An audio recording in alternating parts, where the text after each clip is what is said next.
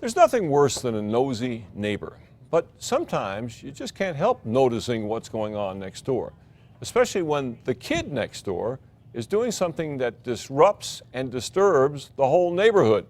On tonight's special assignment, News 13's Kim Holland confronts a foul-mouthed teenager who's accused of being a public nuisance.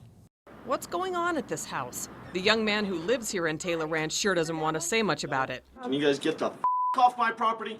The city of Albuquerque came calling last week after neighbors complained about the large amount of cars parked in the driveway. I was looking at a junkyard right now, and everybody's property value here is going down. There's been an influx of vehicles here. We shot this photo July 3rd when 6 vehicles were parked at the house.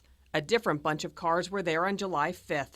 And check out Google satellite pictures, and you'll see it's been going on for years. For this neighborhood here, in fact, in probably a square mile, it's the worst looking property. And it isn't just an eyesore. The Safe City Strike Force says it's an illegal business. Director Joe Martinez says one of the people living here is operating an automotive repair shop at home that's zoned residential. He'll be out there all hours of the night working on cars.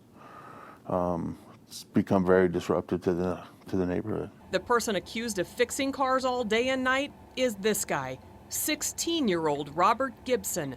Martinez cited him and his father, the homeowner, 57-year-old Robert Gibson Sr., for being a nuisance. But there's also an environmental issue here. Grease and oil spots dot the yard, the driveway, and the street. Environmentally, it's a disaster here. The city ordered Gibson to clean it up, and Wednesday a group of teens was spotted scrubbing away. But the stains are still here today. So we asked Gibson about it. Is your dad home? No. Can you guys get the off my property? What's going on with all the cars out here, sir?